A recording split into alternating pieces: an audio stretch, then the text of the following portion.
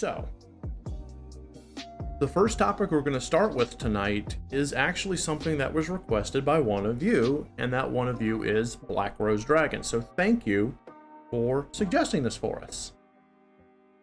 This topic is a nice, meaty one, I think. It is. It is choosing your game's genre when you're ready to start marketing it.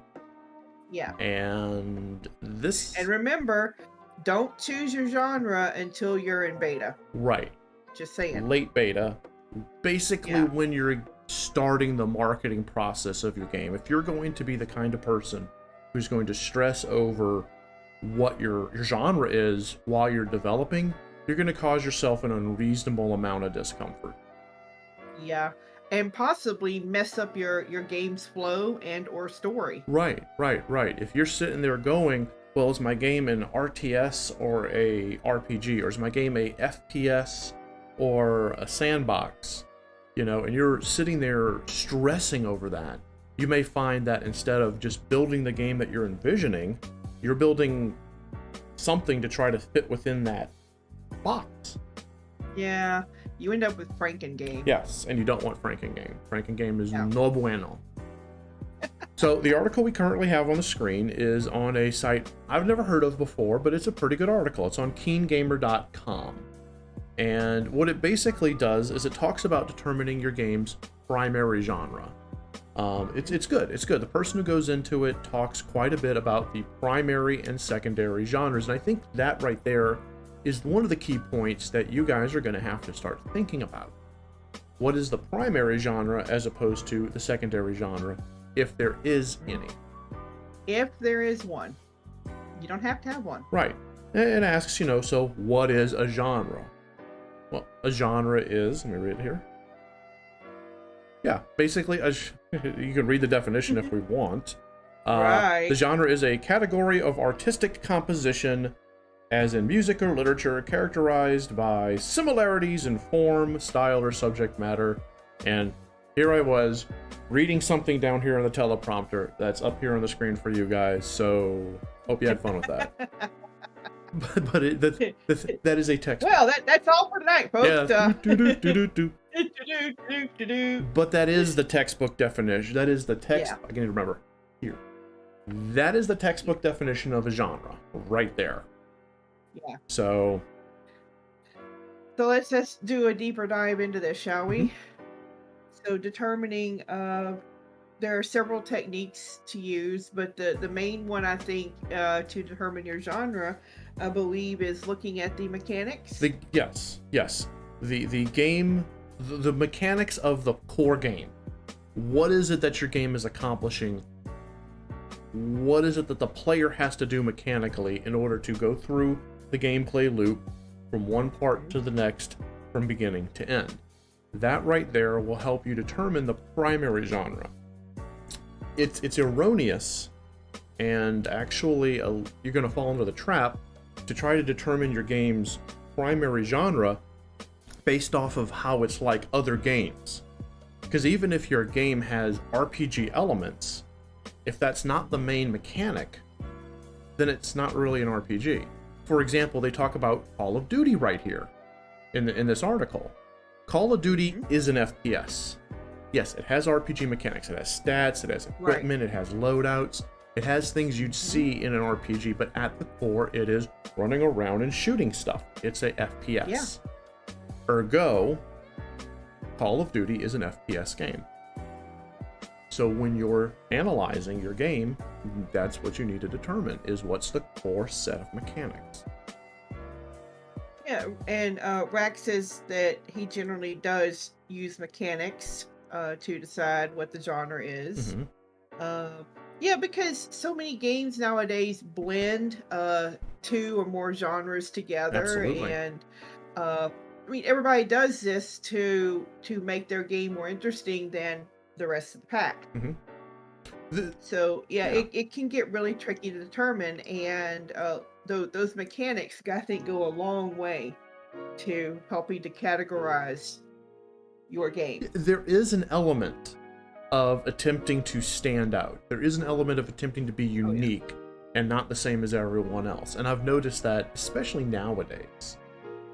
We're going to get to an article in a little bit later on this evening, which is going to talk in depth about games that kind of cross several genres, and you're going to see in those instances, these are games that have stood out. Yes. So. Yeah, Roxy, horror is a bit of an exception, right. Because that genre is defined as unease. We've talked loss about of control. Before. Loss of control. Yeah. And any game can have horror elements. That doesn't necessarily make it a horror game. There's a VR game that's based on Duck Hunt called Duck Season. And but the thing is that it has horror elements, especially if you shoot the dog. Bit by bit, horrible things start happening to you as the dog seeks its revenge. So at the core, it's a shooter, like Duck Hunt, but it has strong horror elements. So what would you call it? Well, as Roxy and Teal are saying, horror kind of is an override. If you get into the elements of horror happening where the player's going to have that loss of control, that fear, then it gets put into the horror overall, the horror genre overall. Yeah. By virtue of scaring. And that's what we're doing right now. Mm-hmm. Who knows? It could be different categorization in 2 years. Right. But this is where we're at right now. Right. Black Rose, like action RPG or console RPG or JRPG or visual novel. An RPG is a very large umbrella. Anything that has stats and progression and, experience or point allocation, you could make the argument it falls under that RPG umbrella, but is it an RPG? I mean, would you call Breath of the Wild an RPG? It has elements. Wouldn't that fall more under the adventure wheelhouse? So you got to think about that. Yeah. And again, the big takeaway is don't to stress yourself out about this during your development phase, because you're gonna screw up your dev. Yeah, just wait. As we said, wait till your late beta. Yeah. When you're trying to market your game, then you can say, "Oh, this is my genre." Yeah. Exactly. Okay. Now so mechanics is the big one. Right. Now, secondary genre is also just as important, because your secondary genre helps flush you out. That's where you could have things like your FPS with RPG elements, your horror game with shooter elements, your sandbox game with crafting elements. I just described Minecraft and 7 Days. Yeah, you did. Right. And subgenres are what you can use, what you use to define yourself, make you stand out more from the crowd. Right. Well, I'm more than just an FPS. I'm also a puzzle FPS. Haha. Somebody make that. I want to see a puzzle FPS game. Somebody make that. But yeah, that is a thing. And as Roxy is saying, an adventure game has a different meaning in Japan. Exactly. The old point and clicks like Sierra. Yeah. Right. In fact, that's what adventure games used to be back in the day. Were like the Sierra point and clicks, like King's Quest, etc., etc., etc. I remember King's Quest. Yeah, or Indiana Jones, or the Blade Runner game. Those were, Yeah. Scratching. I lost my earpiece. Oh, okay. I lost my earpiece. And there's our There's my teal blooper right there, guys. It was a minor one. You saw it it's minor. You saw it early on. So the article goes on to talk about how you're using your secondary genre to flush out your game's description. And it talks about Alien, for example. Alien would be like a horror movie first, sci-fi second. So Alien Isolation is a horror game first, but a stealth game second. Or is it the other way around? I would say that Alien Isolation is a stealth game first, because that's the main mechanic. Yeah. And then horror is the atmosphere. So even though it's Alien and people automatically think of horror because of the xenomorph, I personally would say that Alien Isolation is a stealth game. I would too.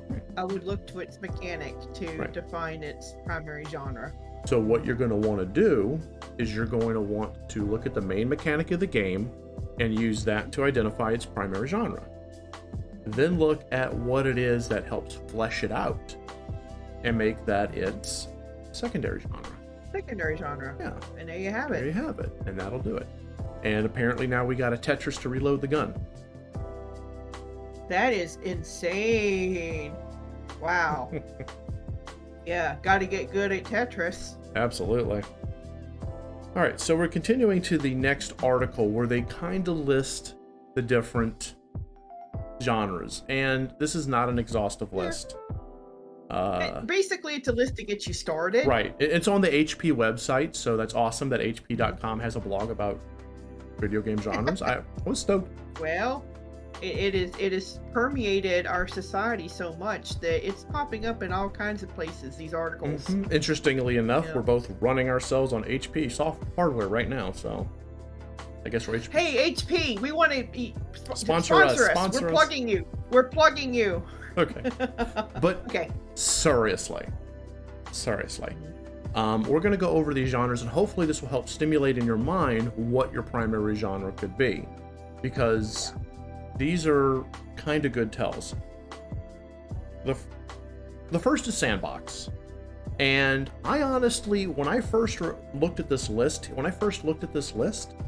I was surprised to see GTA on there, because GTA is so many things, up to it including a sort of a shooter. You know, it's a shooter. It has a lot of RPG elements, but then when I read what a sandbox is, I'm like, yeah, really a sandbox is a open world, not an open world RPG, but an open world where you can pretty much do whatever you want, and the game is contained as a secondary effect.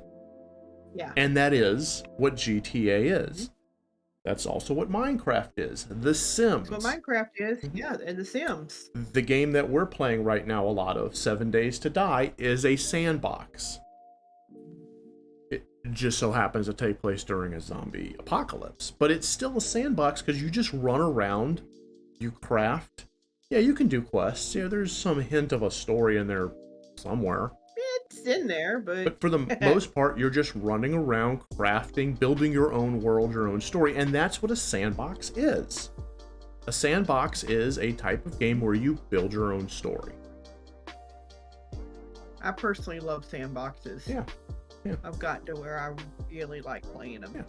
Then we have RTSs, real-time strategy. That's going to be like your Command and Conquer.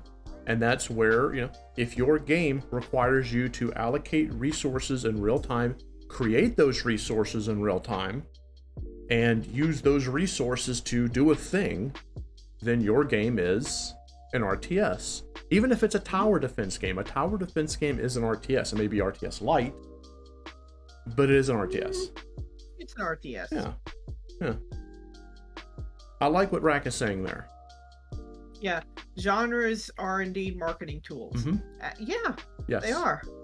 It's a form of categorization, and people like to have things in little boxes and categories. Yes.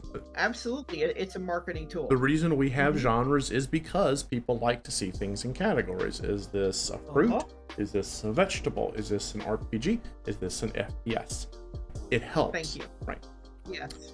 Speaking of FPSs and TPSs. So shooters. Yes. Shooters. You know. And for those of you who don't know what that is, FPS is first-person shooter and TPS is third-person shooter. We have Teal's dictionary right here. The Tealinary. But nowadays some games can allow you to toggle between first and third. Which is awesome. Which I love that. Yes. But it's still a shooter. And primarily a shooter is where you're running around the map shooting things. That's it. Pew, pew, pew, pew, pew, pew, pew. I'm sorry to everyone who's a massive fan of Resident Evil 2 and 3 Remake. They're shooters. They're third-person shooters with zombies. Yes, they have horror in them. They're not survival horror. They're pew-pewers. No. And a lot of fun, I might add. It's great going awful. They really are. You know, Mr. X won't give it to you. And there's no such thing as a second-person shooter, regardless of what Rack is saying. Accidentally skipped up to the top. Yeah. Let me scroll back down. Mm-hmm. Okay, multiplayer battle arena. Your MOBAs, that's things like your Dota, your League of Legends, etc. So that's anything where it's a match where multiple players have a place in which to fight and they duke it out with their whatevers, their monsters, their knights, etc. The first Warcraft game would have kind of been that, but that was just 2 people at the time, you know? Yeah. A little different. You know, MOBAs are not something I hear a lot about. No. I don't, as a category, as you know, as a genre. Right. I don't hear a lot about MOBAs. Right. You don't. It's interesting. But they have a very, very big fan base. Yes, they do. You know? Yeah. Dota 2, League of Legends, huge. Forums. Yes. Forums on top of forums. Yes. And to address what you're saying, AOD, no, we're talking about Resident Evil 2 and 3 Remake. Those are shooters. Resident Evil 7 and Resident Evil 8 are survival horror. And in many ways were created to get back to Resident Evil's horror roots. Yeah. Because they stopped being survival horror about that time, about the time of Resident Evil 4. You know, 5, 6. Anyway.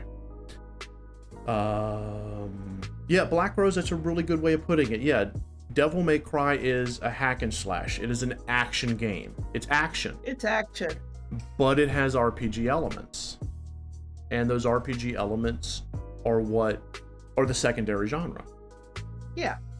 Speaking of RPGs. RPG. Right here, you'll see the different types of RPGs. We have RPGs, ARPGs, CRPGs, MMORPGs, TRPGs, JRPGs aren't listed, but they're there. Roguelikes and roguelite. So if you're not surprised, RPGs have huge numbers of subgenres. Yes, they do. But at its heart, an RPG is a game where your characters are defined by stats, and you, the character, as you progress through the story, usually story-rich, but not always. Roguelites aren't really very story-intensive. True. But you're progressing your character along with whatever points or loot or whatever. You know. Yeah, you're leveling up, or you're gaining more stuff or more influence or whatever. Exactly. Whatever the metric happens to be, but your character growth is based on some metric. Right. And Black Rose, the reason story RPG isn't listed, in my opinion, is because story is not a mechanic. Story is an important element, a very important element, and a story-driven RPG is super. They're really good, and they can be amazing. I mean, Dragon Quest XI, Final Fantasy VII Remake, you know. Dragon Age Inquisition. Right. But that's not the mechanic that drives them. Now, if you're talking about a VN, a visual novel, like what Rax says, that's its own thing. A visual novel is its own genre. Yes, it is. Okay, moving on. Simulations and sports. Okay. There you go. Simulations and sports. You're going to always have your sports games. You're always going to have your simulation games. There's 2 different things, but you can kind of lump them under the idea that you're playing them. If it's a sports game, it is like a sport. Whatever the sport it is. Even if the sport is made up like robot baseball, you know, or Squid Game, that's a sport. That's a sport. And a simulation game is a game that somehow simulates reality, like Forza, you know, the driving game, Project Cars. Those are your simulation games. They're kind of lumped in together because a lot of times different sports will also be plugged along with different simulation games. And you may have people who enjoy your car racing games will also enjoy your football games. So they're kind of put in together for marketing purposes. Did they mention The Sims as a sim game? No, that is a sandbox. That's what I was thinking. It's interesting that they call themselves The Sims, and they simulate living another life, but it is a sandbox. Right, because there's no real goal other than to play it. The game aspects are contained within the sandbox. Just a little sandbox, And for people like me that don't care about playing a character, we're just sitting there building out towns for like 200 hours. Yeah, there you that's a sandbox. There you go. Yeah. Oh, hey, human. Good to see you. Good to see Hey, you indeed. human. Really good to see you. So that's the sports and the Sims. Simulation games, not the Sims. Puzzlers, party games. That would be things like everything from Tetris to Mario Party. These are games that, you either play with someone competitively or you play with a large group of people competitively or cooperatively. Yeah. Anything that emulates a board game is going to be a party game. Yeah. So, and exactly, again, Rack keeps hitting it. Genres are made up for grouping. Everyone has their own personal definitions, and we're going to go over this in the next segment. If you're spending all this time stressing over what to call the genre of your game, you're stressing over the wrong thing. Agreed. Okay, action-adventure. So those are games that are primarily, that's like your Devil May Cry. Those are the games that are primarily where you are throwing things, throwing your character, throwing your player into something, and it could be waves of enemies, platforms to jump, whatever. They're having to perform, swimming, they're having to perform an action. Yes. Mm-hmm. That right there is the core of an action-adventure game. Adventure games put a little bit more into gear and progression of either the gear or the character, like Devil May Cry or any of the Legend of Zelda games, while your action games are going to be more just about the action itself, like the Mario games. Yeah. And hey, Ronald, it's good to see you. Hope you're doing well, man. Yep. Hello, Ronald. Okay, survival and horror. Now, here's the big difference. Survival and horror, if it is a survival game, if it is a horror game, then that is the primary mechanical focus. Your main goal is to either survive whatever situation you're in or escape the horrific situation you're in, not die by the monster, the mist, the eldritch, whatever. That's how you know it's a horror game. That's why we're saying Resident Evil 7 is a horror game first, because that's the main mechanic, is not dying by the evil, horrible, nasty hillbillies. Right. Welcome to the family, son. I happen to like hellbillies. The hellbillies, yes. Yes, I do. Yeah. I happen to like that particular enemy type, character type. Yeah. Anyway, moving on. And then the last one they talk about are platformers. Platformers are one where the movement across the platforms are the main thing, and the fighting is secondary. You could technically say Mario is a platformer. That would not be wrong. Yeah. Especially the earlier ones. Spyro, that kind of stuff. Castlevania, Symphony of the Night is a platformer. With RPG elements. So, there we go. Mario. Yes, Mario! So, in conclusion, when you're picking the primary genre of your game, you need to look at the mechanics. And all this stuff we just talked about up here is just that. You need to look at the main mechanics. What's your gameplay loop? That's it. And then it really is that simple. And then for the secondary genre, what's the refinement? What's the experience? What's the UX? Yes. AOD. Wait, where are the collectathons? Yeah. Exactly. And AOD says almost always the genre is only ever decided as a consequence of everything else aligning. Yes. Yep, that's it. There you go. So, for those of you out there who are getting to that part of your phase where you want to market what genre you're in, stare at the mechanic first. Look and see what it is the player is doing. If the player is moving through a progression of attributes, it's an RPG. If they're trying to avoid something, it's a stealth game. If they're shooting pew, pew, pew, pew, pew, pew, pew, it's a shooter. Mm-hmm. Everything else will fall into place afterwards. Yeah. All right. And Rack, I'm going to, I'm not sure if you were kind of teasing or if you were like being serious, but what you call a collectathon is actually just kind of an element within a game. Mm-hmm. Okay, because you can have horror games or shooter games have collectibles in them. Yeah. Pokemon is an RPG, first and foremost, because the mechanic is taking things and leveling them up. The collect them all is the shtick, that's the gimmick, that's the refinement. Mm-hmm. So hopefully this helps you guys out, and hopefully you're able to kind of think a little bit more about what your game's particular genre is. Yes. So anyway, I think at this point, the best thing to say is stare at the mechanic. It's the mechanic. Yeah. Look at the mechanic. Let's look at the mechanic. All right. Well, if you like what you saw, lay the smack down the like button below, subscribe to our channel, consider supporting us on Patreon, connect with us over Facebook, Twitter, Discord, and we'll see you in the next video. See you next time.